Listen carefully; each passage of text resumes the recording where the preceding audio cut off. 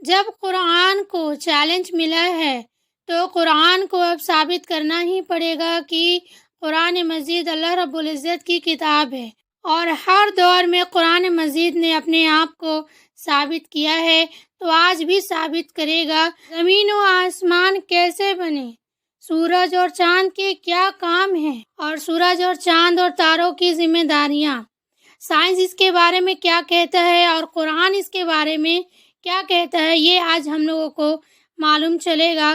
تو آئیے دیکھیں کہ قرآن کیسے ثابت کرتا ہے سائنس کو، اور سائنس کس طرح سے تسلیم کرتا ہے قرآن کو۔ میں قرآن اور بائبل والوں سے پوچھتا ہوں کہ کیا قرآن میں میتھمیٹکس ہے؟ جی کیا قرآن میں سائنس ہے؟ سب سے پہلے ہم تذکرہ کریں گے ایسٹرونومی کے بارے میں، فلکیات کے بارے میں۔ 35 سے 40 سال پہلے کچھ سائنسداں نے تحقیق کی ایک موضوع پہ، تخلیق کائنات، مطلب کریشن آف دی یونیورس، اور ان سائنسداں نے کہا کہ ہماری کائنات سب سے پہلے ایک پرائمری نیبولا تھا، بنیادی گولا، ابتدائی گولا۔ اس کے بعد there was a secondary separation, دوسری جدائی، دوسری علیحدگی، اور ایک بڑا دھماکہ ہوتا ہے بگ بینگ۔ اس کے بعد وجود میں آیا گیلیکسیز، کہکشائیں، ستارے، سیارے، چاند، سورج، اور یہ زمین جس میں ہم رہتے ہیں۔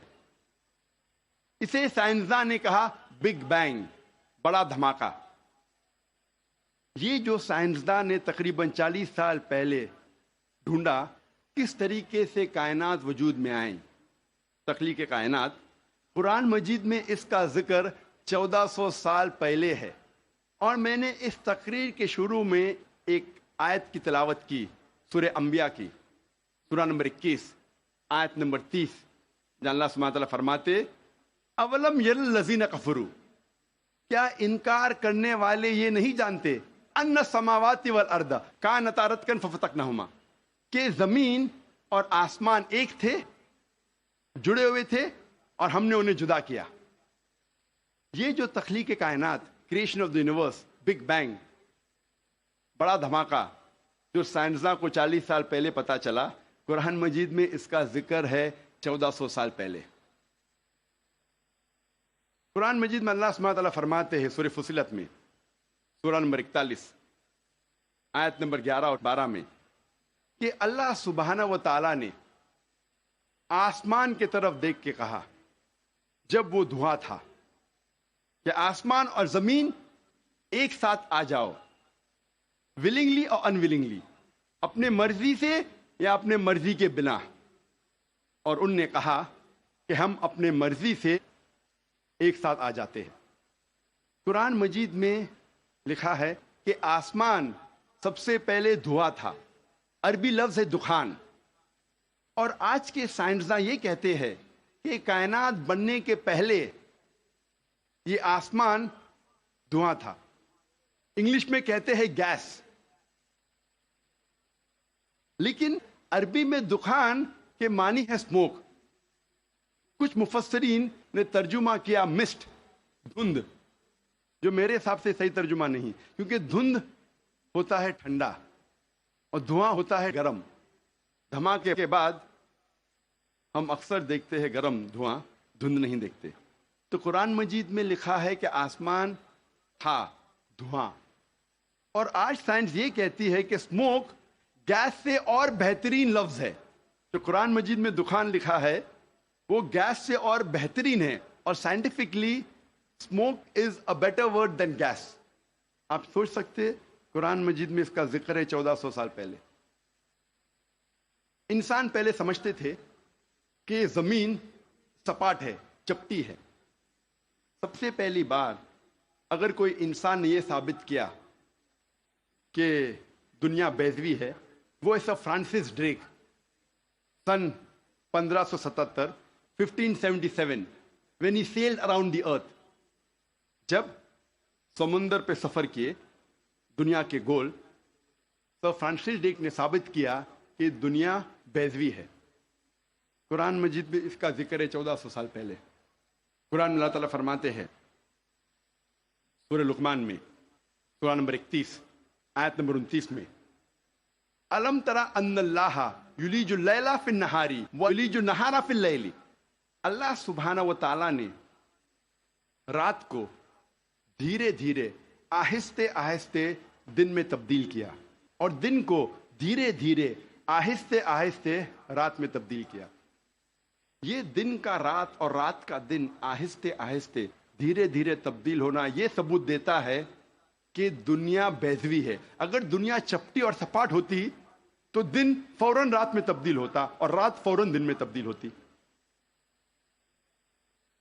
اللہ تعالیٰ فرماتے سورہ الزمر میں سورہ نمبر 39 آیت نمبر 5 میں کہ اللہ سبحانہ و تعالی رات کو دن پہ لپیٹتا ہے اور دن کو رات پہ لپیٹتا ہے. قرآن میں عربی لفظ ہے قوارہ جس کے معنی لپیٹنا. جس طریقے سے ایک انسان پھیٹا سر پہ لپیٹتا ہے a person coils the turban on the head, اسی طریقے سے اللہ تعالیٰ فرماتے ہیں کہ رات دن پہ لپیٹی جاتی ہے اور دن رات پہ لپیٹا جاتا ہے. یہ دن کا رات اور رات کا دن پہ لپیٹنا اسی وقت پاسبل ہے جب دنیا بیضوی ہے. اگر دنیا چپٹی اور سپاٹ ہوتی تو یہ ممکن نہ ہوتا. قرآن مجید میں اللہ تعالیٰ فرماتے ہیں سورہ نازیات میں سورہ نمبر 79 چیپٹر 79 آیت نمبر 30 میں وَالْأَرْضَ بَعْدَ ذَلِكَ دَحَاهَا. اور اس کے بعد اللہ سبحانہ و تعالیٰ نے زمین کو پھیلایا بچھونا جیسے. دہا کہ ایک معنی ہے پھیلانا اور دہا کی دوسری معنی آتا ہے عربی لفظ دھویا سے جس کے معنی ہے بیضا, جس کے معنی ہے انڈا. اور ہم جانتے ہیں کہ دنیا گول ہے, بیضوی ہے, اور ہم یہ بھی جانتے ہیں آج کہ دنیا پوری طریقے سے گول نہیں ہے. وہ اوپر اور نیچے سے from the poles it is flattened, اوپر اور نیچے سے چپٹی ہے, جسے ہم کہتے ہیں انگریزی میں جیو اسفیئریکل ان شیپ, ارضی بیضوی. اور یہ لفظ جو دہا ہے وہ عام انڈے کے لیے نہیں ہے, عام بیضے کے لیے نہیں, خصوصاً شتر مرغ کے انڈے کے لیے, شتر مرغ کے بیضے کے لیے. اور جب ہم دیکھتے ہیں شتر مرغ کا بیضا انڈا از جیو اسفیئریکل ان شیپ, ارضی بیضوی کے شکل میں ہے. آپ سوچ سکتے ہیں 1400 سال پہلے اس کتاب میں لکھا ہے کہ یہ زمین, یہ دھرتی اس جیو اسفیئریکل ان شیپ, ارضی بیضوی شکل میں ہے. پہلے انسان یہ سوچتے تھے یہ چاندنی جو ہے, چاند کی روشنی, یہ اس کی خود کی روشنی ہے. چند صدی پہلے ہمیں پتا چلا کہ چاند کی روشنی, چاندنی اس کی خود کی روشنی نہیں ہے, یہ سورج کی لی ہوئی روشنی ہے, سورج کی منعکس شدہ ریفلیکٹڈ لائٹ ہے, بوروڈ لائٹ ہے. قرآن مجید میں اللہ سبحانہ تعالیٰ فرماتے ہیں سورہ فرقان میں سورہ نمبر 25 آیت نمبر 61 میں اللہ سبحانہ و تعالیٰ نے آسمان میں برج رکھے, تاروں کے جھنڈ, اور اس میں رکھا سورج جس کے پاس خود کی روشنی ہے, سلگتا ہوا چراغ, اور رکھا چاند جس کی لی ہوئی روشنی ہے. قرآن میں سورج عربی میں کہا گیا ہے شمس, اور اس کی روشنی کو کہا گیا ہے سراج, وہاج اور دیا, جس کے معنی ہے سلگتا ہوا چراغ یا مشال یا دیا. تینوں کے معنی ہیں کہ سورج کی روشنی خود کی ہے. اور چاند کو کہا گیا ہے قرآن مجید میں قمر, اور چاندنی کو کہا گیا ہے منیر یا نور. منیر مینز بوروڈ لائٹ, لی ہوئی روشنی, یا نور میننگ ریفلیکٹڈ لائٹ, منعکس شدہ روشنی, ریفلیکٹڈ لائٹ. آپ سوچ سکتے قرآن مجید 1400 سال پہلے کہتا ہے کہ یہ چاندنی خود کی روشنی نہیں ہے, چاند کی لی ہوئی روشنی ہے. اور اس کا ذکر سورہ فرقان سورہ نمبر 25 آیت نمبر 61 کے علاوہ سورہ یونس میں سورہ نمبر 10 آیت نمبر 5 میں، اور سورہ نوح میں سورہ نمبر 71 آیت نمبر 15 اور 16 میں۔ پہلے سائنسداں یہ سمجھتے تھے کہ زمین کائنات کا مرکز ہے اور باقی سیارے چاند اور سورج زمین کے گول گھوم رہے ہیں، چکر لگا رہے ہیں۔ اسے کہتے تھے تھیوری آف جیو سینٹرزم، زمین کو مرکز سمجھنے کا نظریہ۔ اور یہ لوگ 2 صدی سے، ٹولمی کے وقت سے مانتے تھے، 16ویں صدی تک، جب تک کوپرنیکس نے کہا کہ زمین کے گول چاند اور سیارے نہیں چکر لگا رہے ہیں، لیکن سورج کے گول زمین، چاند اور باقی سیارے چکر لگا رہے ہیں، گھوم رہے ہیں۔ اسے کہتے تھے ہیلیو سینٹرک تھیوری، مطلب سورج کا مرکز ہونے کا نظریہ۔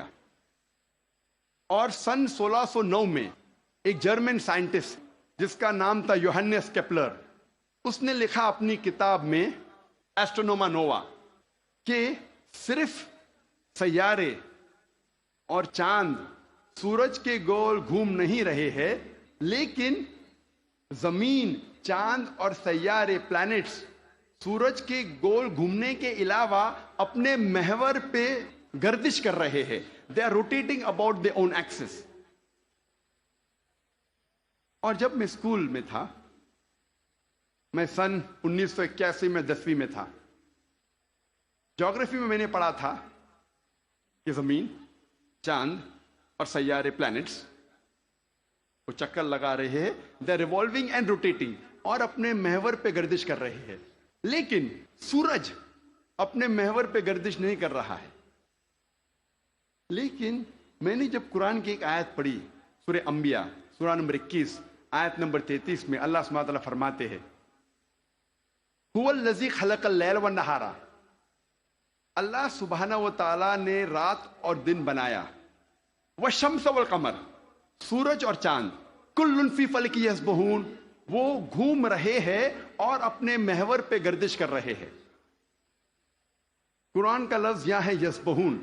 قرآن یہ کہتا ہے کہ sun and the moon are revolving, چکر لگا رہے ہیں، گھوم رہے۔ اس کے علاوہ یسبحون، یہ عربی لفظ یسبحون آتا ہے لفظ صباح سے، اور صباح ایک عربی لفظ ہے جو چلتے ہوئے جسم کے موومنٹ کو ڈسکرائب کرتا ہے۔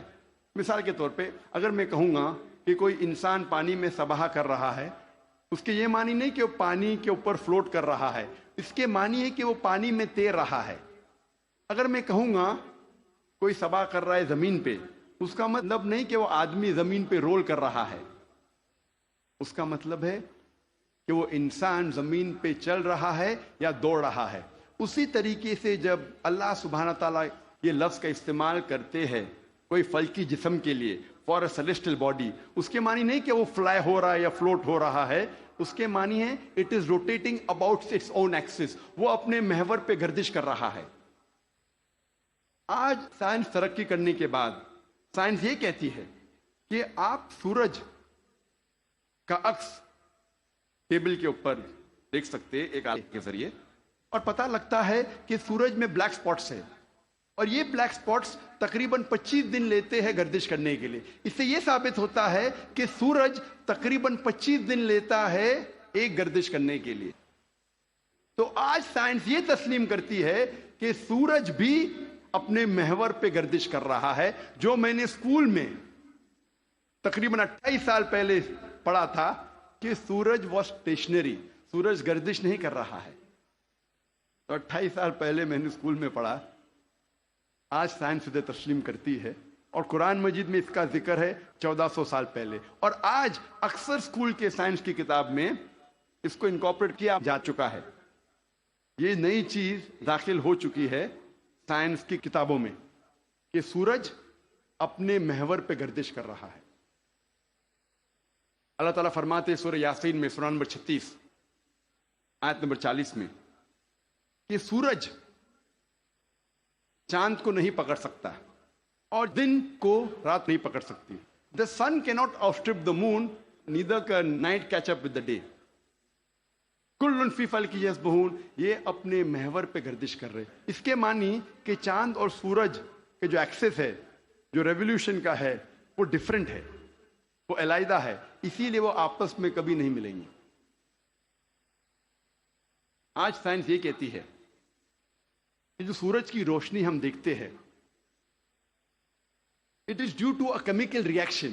یہ ایک کیمیکل ریئیکشن کے وجہ سے ہے جو کروڑوں سالوں سے چل رہا ہے، اور ایک دن یہ کیمیکل ریئیکشن بند ہو جائے گا اور سورج ختم ہو جائے گا. لیکن سائنسداں کہتے ہیں کہ اس کو اور کروڑوں سال لگیں گے، اور کروڑوں سال کے بعد یہ کیمیکل ریئیکشن بند ہوگا. یعنی سائنس یہ کہتی ہے کہ ایک وقت آئے گا جب سورج نشٹ ہو جائے گا، ختم ہو جائے گا. قرآن میں اللہ تعالیٰ فرماتے ہیں سورہ یاسین میں، سورہ نمبر 36 آیت نمبر 38 میں، وَالشَّمْسُ تَجْرِي لِمُسْتَقَرٍّ لَهَا، کہ سورج جا رہا ہے اپنے مستقر کی طرف. سورج جا رہا ہے اپنے ڈیسٹینیشن پہ. سورج ایک مقرر وقت کے لیے ہے. مستقر کے معنی مقرر وقت اور مقرر جگہ، اس کے دو معنی ہوتے ہیں. مستقر کے معنی کہ سورج ایک مقرر وقت کے لیے ہے اور مقرر جگہ کی طرف جا رہا ہے. یہ سائنس آج تسلیم کرتی ہے کہ سورج ایک مقرر وقت کے لیے ہے. اور سائنس یہ بھی مانتی ہے کہ سورج کائنات کے ایک نقطے کی طرف جا رہا ہے جس کا نام ہے سولر اپیکس. ان دا ہرکولینز الفا لائرا 12 میل پر سیکنڈ کی رفتار پہ. قرآن میں لکھا ہے مستقر، مقرر جگہ کی طرف. سائنس کہتی ہے دونوں معنی مستقر کے، مقرر جگہ اور مقرر وقت، دونوں الحمدللہ صحیح ہے.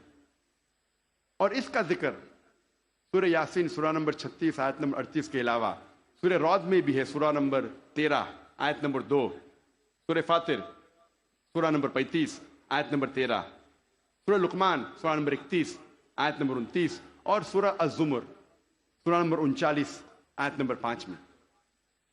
سب جگہ کہا گیا ہے کہ سورج ایک مقرر وقت کے لیے ہے، ایک مقرر جگہ کی طرف جا رہا ہے. آج سائنس یہ کہتی ہے جو آسمان ہمارے زمین کے اوپر ہے، جسے ہم کہتے ہیں ایٹماسفیئر، وہ ایک محفوظ چھت کی طرح ہے. اور سائنسداں یہ کہتے ہیں کہ خطرناک rays like ultraviolet rays, X rays, یہ چھت، یہ ایٹماسفیئر ان خطرناک ریز کو زمین پہ آنے سے روکتا ہے، ورنہ زمین پہ جاندار چیز مٹ جائیں گی. قرآن میں اس کا ذکر ہے سورہ انبیاء میں سورہ نمبر 21 آیت نمبر 32 میں کہ اللہ سبحانہ و تعالیٰ نے آسمان کو ایک محفوظ چھت بنایا، a protected ceiling, a canopy well guarded. آپ سوچ سکتے ہیں قرآن میں اس کا ذکر 1400 سال پہلے ہے، جو سائنسدان نے حال ہی میں 50 سال پہلے، 100 سال پہلے، 150 سال پہلے کہا کہ یہ ایٹماسفیئر از اے پروٹیکٹڈ سیلنگ. جب میں اسکول میں تھا تقریباً 28 سال پہلے، میں نے سائنس میں سیکھا تھا there are 3 types of matter, solid, liquid and gas. 3 قسم کے مادہ تھے، سالڈ، لکوڈ اینڈ گیس. آج سائنس یہ کہتی ہے کہ 3 مادہ، 3 اسٹیٹس آف میٹر کے علاوہ اور بھی ہے. ہم پہلے یہ سمجھتے تھے کہ آرگنائز ایسٹرونومیکل سسٹمز کے باہر، آرگنائز فلکیات کے باہر خلا تھا، ویکیوم تھا. آج سائنس کہتی ہے کیا انٹرسٹیلر اسپیس، سیارے کے بیچ مادے کے پل ہے، برجز آف میٹر ہے، جسے آج ہم کہتے ہیں پلازما، جسے سائنسداں کہتے ہیں 4th اسٹیٹ آف میٹر. 4تھی قسم مادے کی آج سائنسداں کہتے ہیں پلازما ہے. قرآن میں اس کا ذکر 1400 سال پہلے ہے، سورہ فرقان میں سورہ نمبر 25 آیت نمبر 59 میں 59 میں کہ اللہ سبحانہ و تعالیٰ نے زمین اور آسمان کو بنایا اور اس کے بیچ میں ساری چیزیں بنائیں. مطلب زمین اور آسمان کے بیچ میں ویکیوم نہیں ہے. آج साइंस इसे कहती है मादे के पुल, ब्रिजेस ऑफ मैटर, कहती है प्लाज्मा है, फोर्थ स्टेट ऑफ मैटर। और इसका जिक्र सूरह फुरकान सूरह नंबर 25 आयत नंबर 59 के अलावा सूरह हिजर में सूरह नंबर 15 आयत नंबर 85 में, सूरह सजदा सूरह नंबर 32 आयत नंबर 4 में, सूरह सफ़ात सूरह नंबर 37 आयत नंबर 5 और सूरह अहकाफ सूरह नंबर 46 आयत नंबर 3 में कई जगह लिखा है कि अल्लाह सुब्हाना व तआला ने ज़मीन और आसमान बनाए और इसके बीच में सारी चीजें। Talking about the fourth state of matter, plasma.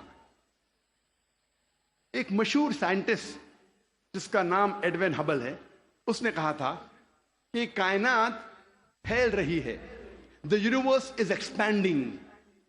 और कुरान में अल्लाह ताला फरमाते हैं सूरह ज़ारियात में सूरह नंबर 51 आयत नंबर 47 आयत नंबर 47 में कि हमने ये कायनात बनाई फैलती हुई। अरबी लफ्ज़ मुसियुना, फैलना। और आज साइंस इसको तस्लीम करती है कि हमारी कायनात फैल रही है, आवर यूनिवर्स इज एक्सपैंडिंग। कई दुश्मन इस्लाम ये कहेंगे, जो क्रिटिक्स ऑफ इस्लाम ये कहेंगे कि कुरान मजीद में फल्कियात का जिक्र होना कोई अजूबा नहीं, नथिंग ग्रेट, कोई बड़ी बात नहीं है कि कुरान मजीद में फल्कियात का जिक्र है, क्योंकि अरब फल्कियात में माहिर थे। मैं इस बात को मानता हूं कि अरब फल्कियात में माहिर थे, लेकिन इनसे यह कहना चाहता हूं कि कुरान मजीद नाजिल होने के बाद कुछ सदी बाद अरब फल्कियात के मैदान में माहिर बने। तो कुरान मजीद से अरब ने फल्कियात सीखा, ना कि उल्टा। जिस बात को साइंस ने अब कुछ सालों से बताया है, कुरान मजीद में 1400 साल पहले से ये बात मौजूद है। अल्हम्दुलिल्लाह। अल्लाह तबारक व तआला वाकई बरतर बुजुर्गी वाला है और वो सबसे बड़ा और सबका मालिक है। कुरान मजीद किसी इंसान की किताब नहीं है, ये अल्लाह रब्बुल इज़्ज़त की किताब है, इसलिए इस किताब में कोई भी शक नहीं है। और हमने अच्छी तरह से जान लिया फल्कियात यानी कि ज़मीन व आसमान का बनना, सूरज और चाँद के कामकाज, और किस तरह से कौन किससे रोशनी लेता है, किस तरह से ये जिम्मेदारियों को निभाते हैं और इनका क्या होने वाला है, ये तमाम चीज़ें हमको ये मालूम चल गया कुरान मजीद से। अभी बहुत कुछ जानना बाकी है, इसलिए इंशाअल्लाह फिर मुलाकात होगी। अस्सलामु अलैकुम व रहमतुल्लाहि व बरकातुहू।